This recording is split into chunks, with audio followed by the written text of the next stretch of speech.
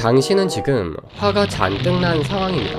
왜냐면 당신의 친구 A가 아무 연락도 없이 약속 시간보다 30분 늦게 나타났기 때문입니다. 당신은 A에게 연락이라도 주지 그랬어. 30분 동안 기다린 내가 뭐가 돼. 라고 감정을 표현했습니다. 이에 A는 미안, 씻다 보니 시간이 이렇게 지난 줄 몰랐어. 근데 내가 고의로 그런 것도 아닌데 뭐라고 할 정도의 일이야? 라는 말을 합니다.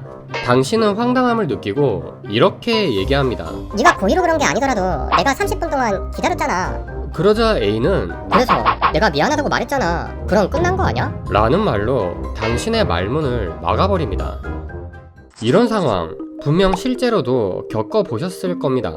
여기서 A는 한 가지 행동 때문에 친구를 잃게 생겼습니다. 무엇이 문제일까요? 그건 바로 약속 시간에 늦어서가 아니라 올바른 사과를 하지 못했기 때문입니다. A에게는 상대방이 인내하며 기다린 30분의 시간에 대한 것보다 자신이 왜 늦을 수밖에 없었는지를 말하는 것이 더욱 우선순위이며, 미안하다고는 말하지만 고의로 그런 게 아니라며 스스로 잘못이 없다는 본심도 함께 꺼냅니다. 이는 어불성설로 상대방의 입장에서 절대 진심 어린 사과로 받아들여질 수 없는 것이죠. 심지어 사과했으니 그만 말하라는 식으로 대화를 차단하며 갈등 해결의 기회조차 일방적으로 닫아버립니다. 누구든지 잘못과 실수로 갈등을 일으킬 수 있습니다. 이는 인간관계에서 너무나도 자연스러운 현상입니다.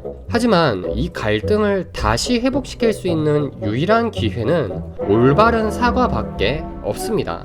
이걸 제대로 못하는 사람은 결국 시간이 지나 주변 사람들이 다 떠나게 될 수밖에 없는 것이죠. 그렇다면 잘못이나 실수를 저질렀을 때 어떤 방법으로 사과하는 게 가장 좋을까요?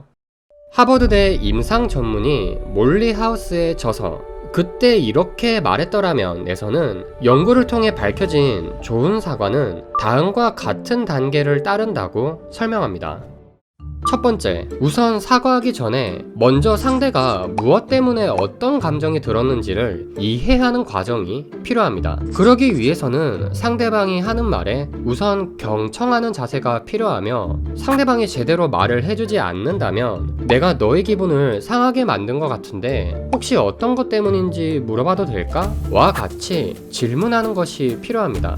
우리는 보통 상대방이 어떤 감정인지 정확히 파악하기도 전에 그래 내 잘못이야 내가 미안해 라며 빠르게 상황을 끝내려 합니다. 하지만 이런 습관성 사과는 상대방 입장에서 아직 내 마음에 대해 정확히 말하지도 않았는데 뭐가 미안하다는 거지? 라는 생각과 함께 진정한 사과로 받아들이기 힘들게 되죠.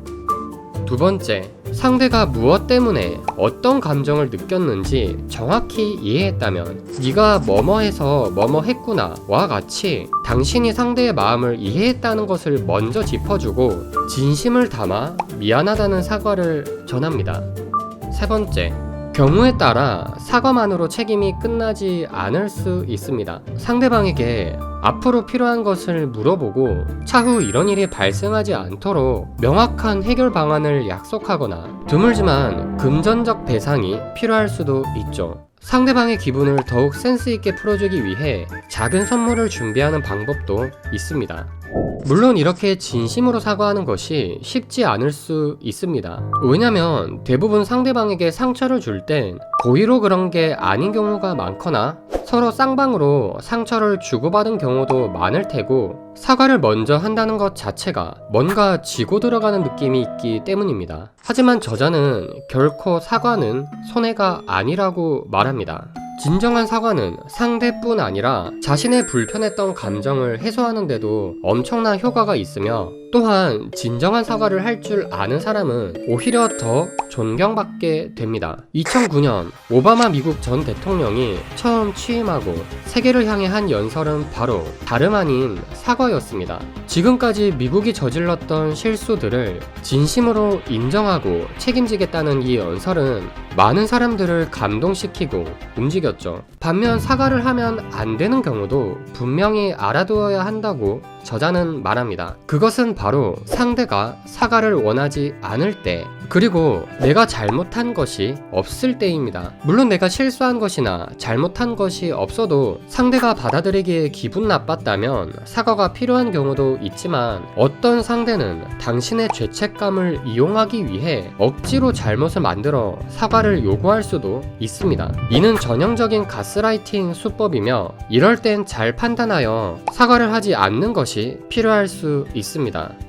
이 영상을 끝까지 본 당신은 앞으로 훨씬 더 원만한 인간관계를 이어나가실 수 있을 것입니다.